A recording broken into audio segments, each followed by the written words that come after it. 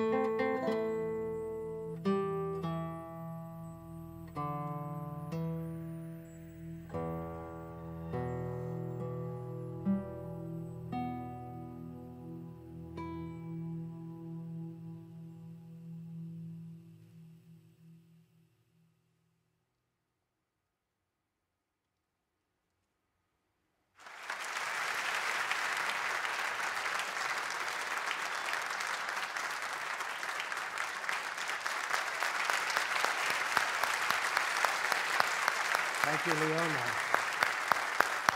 Who's your great accompanist? Michael? Michael Savona. Michael Savona. Thank you very much, Michael. Liona, would it be okay if I ask you a question or two? Well, of course, we're all familiar with your history as a classical guitarist. We know that you played the great repertoire. You sold a million zillion records. This is a new sound for you. Yes, and I wanted to ask you, what is task-specific focal dystonia? Can you hear me? Is the mic here? Yeah, right there. There we go. Moses just asked me, what is task-specific focal dystonia? Well, this is a good opportunity to tell any fellow musicians. I was a virtuoso, as you know, played all over the world with symphony orchestras and had this amazing natural technique. And about 10 years ago, my fingers just were not behaving themselves, the right-hand fingers, especially this one finger. and I was very puzzled. I thought it was something physically to do with my hands. Then I thought it was psychological. I went to every witch doctor, hypnotherapist, wacko, you name it. I even went to Scientologists for a month. Anyway, in the end, the doctors at the NIH told me that, no, it's called musician's focal dystonia. And if you play too much, I was always in love with the guitar, the neuroreceptors in the brain actually wear out and the brain maps become smudged. So the right message isn't getting through to the fingers. There's nothing wrong with my hands at all. But I was having a real struggle. I couldn't do arpeggios. I couldn't do my beloved tremolo, I was known as Miss Tremolo in the guitar world. Anyway, I found a solution. I decided to sing, write songs, and I reinvented my technique. At the beginning, I worked just with a pick. But now I'm actually still playing classical concerts, and Michael and I do some classical duos. We just flew in from LA. We did a concert there. So it's not quite the same. I don't have the technique that I used to have. But I think life sometimes gives you these curveballs, and looking back, it's the best thing ever because I'm so excited writing songs. Olivia Newton-John just sang on one of my songs the other day. Last week I was in Florida recording her, and I've done a lot of patriotic songs for Canada, which has really inspired me. So, you know, something that was my personal tragedy for a while now is the greatest blessing. So that's a lesson for all of us boomers, zoomers, right? Right. We have to reinvent ourselves. Thank you. Yes, please. I don't know, maybe just put that on the chair. Yeah. Of course, we have this little theme running through the conference already, the tension between pessimism and optimism, and how one can actually... I was pessimistic, now I'm optimistic. Well, exactly, you see. Isn't that the journey? That's great. Be optimists, even Thank you very much. Okay. Thanks very much. Thanks, Mike.